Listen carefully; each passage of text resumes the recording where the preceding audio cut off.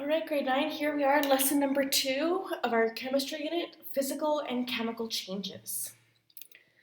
So here's your template for today. You'll notice there's a table here. So we'll be doing a virtual lab also as part of today's lesson.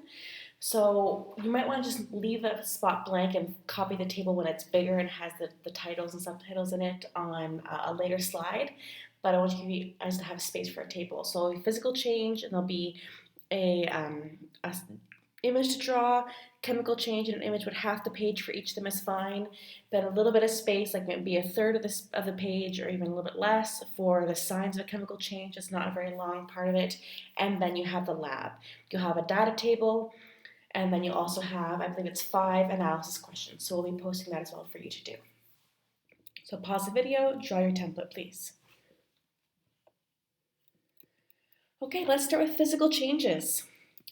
So we talked already back in August, September about physical properties of matter. Can you remember what those are? Well, physical properties are those that we can observe or we can measure without actually changing the matter identity. So if we look at or analyze that property of the matter, we're not changing it at all. We did a lab for this in class where there was like 10 or 12 stations and each had different samples of different elements, and you went around and tested them and described them using their physical properties.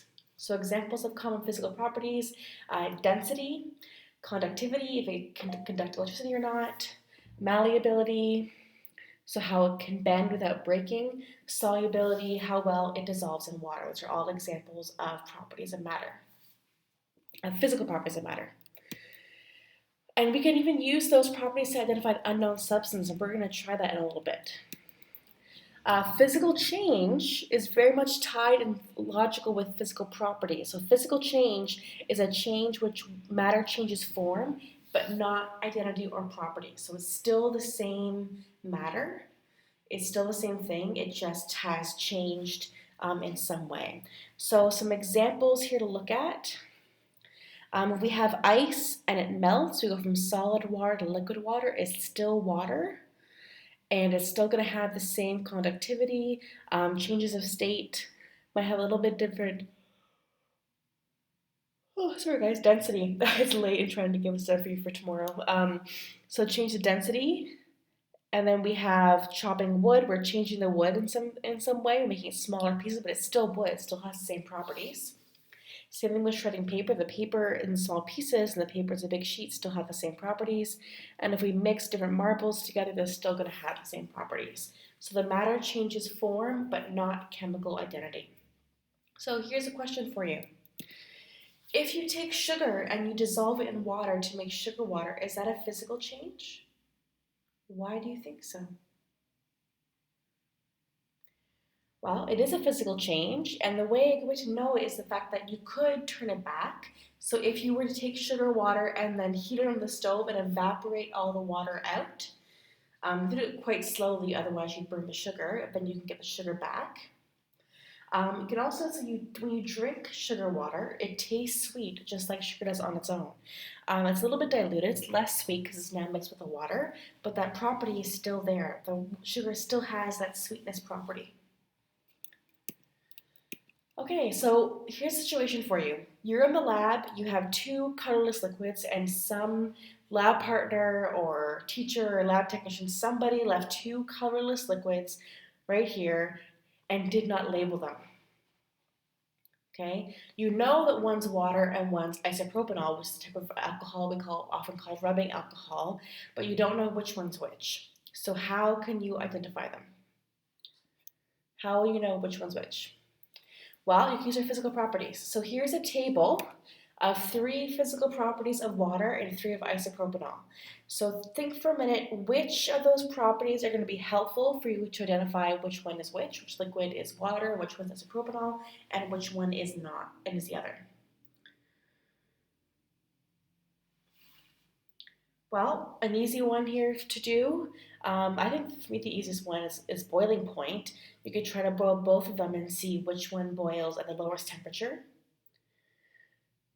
because it's much lower for isopropanol. Density, you could calculate the density of them, measure a volume, take the mass, and then figure out the density. That would be a good way to figure out which one's which. without having to heat it up, maybe damage and maybe like evaporate some away. Conductivity is not going to be very helpful because they both have poor conductivity. That's not going to help you to distinguish which one's which. Okay, so in the lab, how would I actually do this? Well, boiling point, you'd put it on a hot plate and you'd heat it up and measure the temperature to see what temperature it boiled. Density, you'd measure a volume, let's say 10 milliliters of each liquid, take the mass of that, and then divide its mass by its volume. Conductivity, you have to put like a conductivity probe or a sensor to see if it can make a light bulb light up or not, if you connect a circuit to it. Any of those tests, boiling it, doing its mass and volume, or putting some sort of circuit through it, will that change it into a new chemical? Definitely not. It's not going to make it, it's not adding another chemical to it, it's not mixing it up, it's just testing its physical properties. So it's still going to be a physical change, it's still the same chemical, and it's still physical properties. So nothing is changing, you're just learning about that particular chemical. Okay, a really important thing to keep in mind about physical properties are the states of matter. What do you already know about these? Think for a minute about what you already know.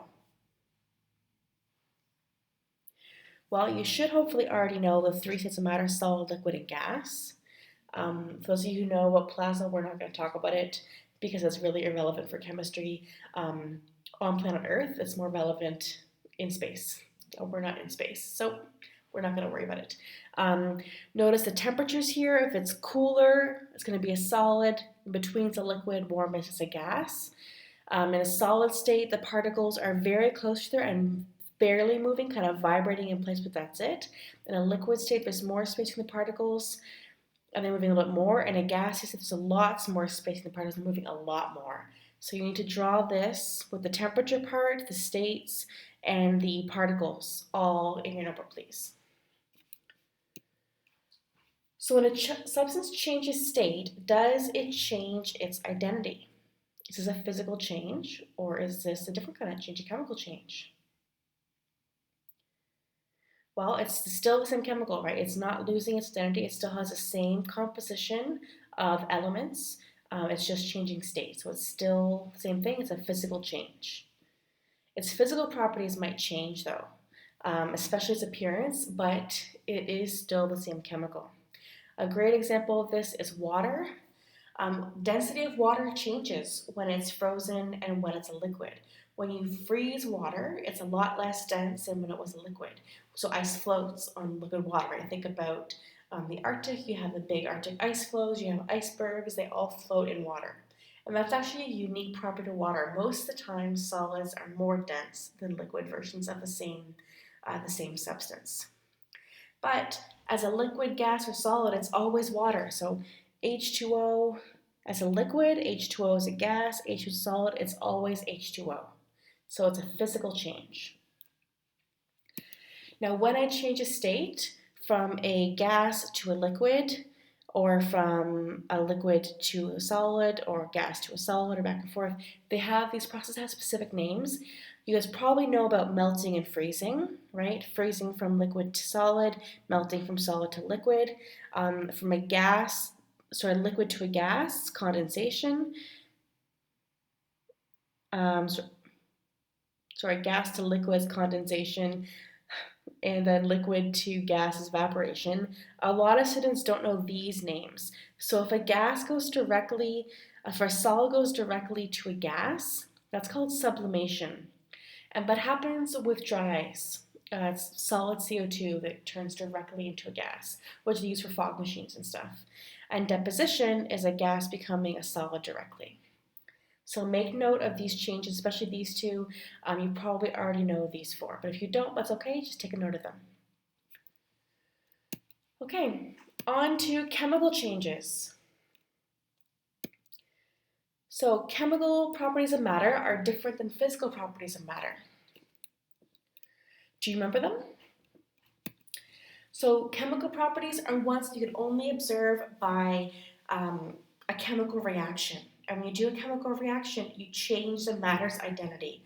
So examples would be reactivity, flammability, acidity. If you remember, you did all those reactions with putting the different alkali metals into water, that was reactivity. If you burn something, flammability, that's going to change the substance.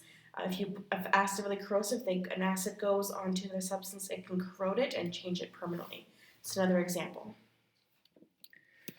Okay, chemical change is therefore one where particles are rearranged from a new substance. So we do chemical reactions, we do a lot of them in this unit. That's a chemical change. And the atoms that were there are still there. They might just be bonded to a different element they were before or in a different pattern, and that makes them a different substance with different properties. A really good way to double check if something's a chemical change or not is, could you reverse it? Could I take that substance and put it back to how it was before? So a good example of this is metal, when metal rusts. It's a corrosion process, a corrosive process of metal. If you take a rusty piece of metal, can you take the metal that has rusted off and put it back on? Can you reverse that reaction?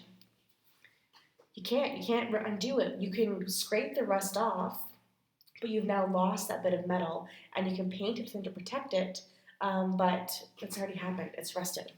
Other examples here, burning wood. You can't take the logs after a campfire and turn them back into wood again. It changes substance completely. Decomposition, if you take a banana or some sort of fruit or vegetable and it decomposes, it rots, it can't go back to what it was before. You mix vinegar and baking soda, they produce gas, so though you can't take it back. You can't evaporate the vinegar and get baking soda again. It's changed substances. Fireworks, you can't undo a firework and get those chemicals back. Okay? So please draw this as a good example in your notes of different kinds of chemical changes, different examples. Okay, so let's do some practice. I'm going to talk about 3 changes that are here pictured. Are they physical or chemical changes? A piece of metal is melting. So I have some metal, maybe some iron. I heat it up really, really hot because metals have a really high boiling point, a melting point. And maybe you're pouring it out. Is that physical or chemical change? That's a physical change because it's still the same metal. All I've done, if all I've done is melted and then poured it into a new shape and it cooled into a metal again, is just change the shape of it, but it's still the same substance. It still has the same chemical identity. Okay, what if I take a piece of coal and I burn it? Maybe in a coal barbecue, maybe a coal stove somewhere. Physical or chemical change? That would be a chemical change. Once the coal is burning, it can't go back. Right? We're producing heat, we're producing light, and we're changing the chemical substance. Okay, and the last one, an egg cooks on a stove. I'm so making eggs for breakfast tomorrow, guys. So is that a physical change or a chemical change? Well, you can't undo it, and it's changed its properties from what it was before, so it is definitely a chemical change. So you can also use chemical properties to identify a substance, just like you can use physical properties. So instead of having 2 clear liquids, in this case we're going to have 2 gray powders. Both of these gray powders are flammable. If we bring a flame to them, they will burn. Does that mean they are the same chemical? Why or why not? No, they are not the same chemical. Just because they both are flammable doesn't mean the same thing. You can look at other properties as well. So you can look at their reactivity, you look at some physical properties. Multiple gray powders are flammable. A great example would be gunpowder is flammable. So is magnesium, also gray. Okay, that's the end of our chemical changes part of our lesson. Let's move on to the signs of a chemical change. So there are certain indicators, kind of hints that chemical change most likely happened. You can't say that just because this happened, it's automatically chemical change. But if you can see more than one of these things, it's very likely to be a chemical change. The only true test if it's a chemical change is if you can reverse it. Can you go back? Is it a new substance or not? So color change is a good one. Did the color change? Now that doesn't mean like if you mix a red substance and a blue substance, 2 liquids, and it makes purple, that's not a chemical change, not a color change.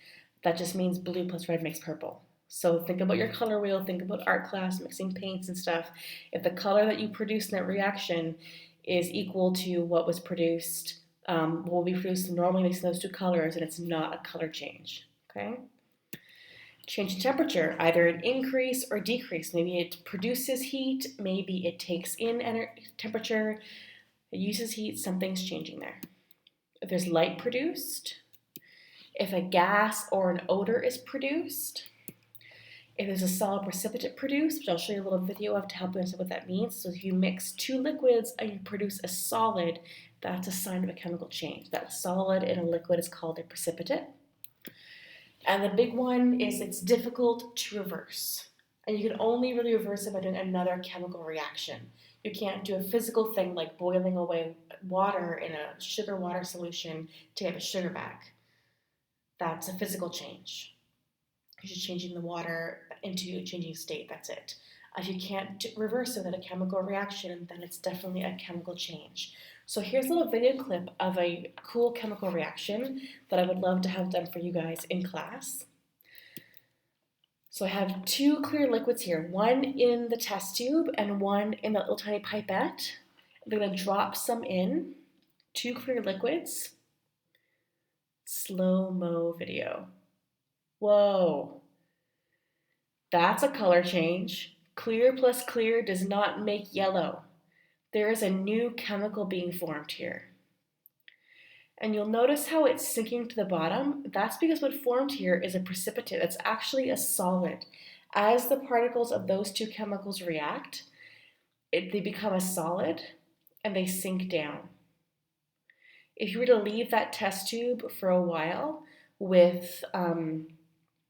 and let it kind of sit there, all that yellow would sink to the bottom of the test tube and just be a little chunk at the bottom, and that's precipitate, is the solid formed by two liquids.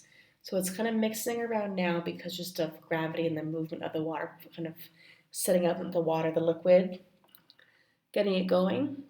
The energy from the falling drop.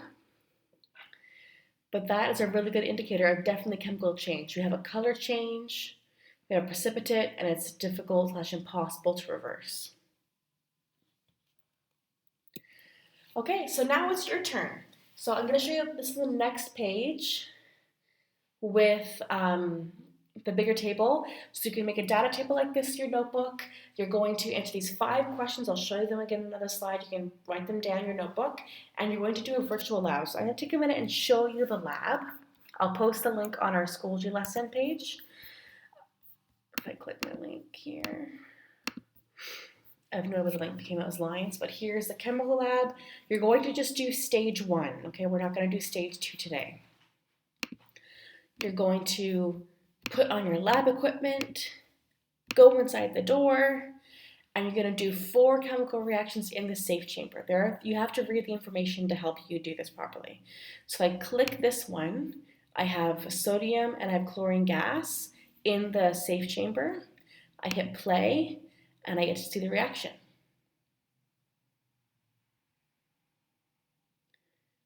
What's going to happen? Whoa.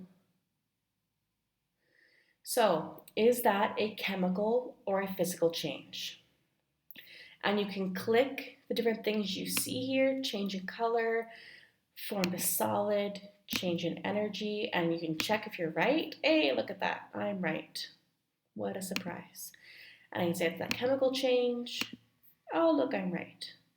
And I can do the next one.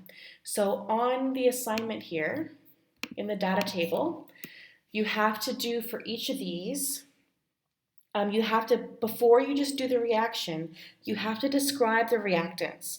So what did the reactants look like before? So we had a white little pill like solid material, and then we had was the sodium, and then we had the chlorine gas, kind of greenish.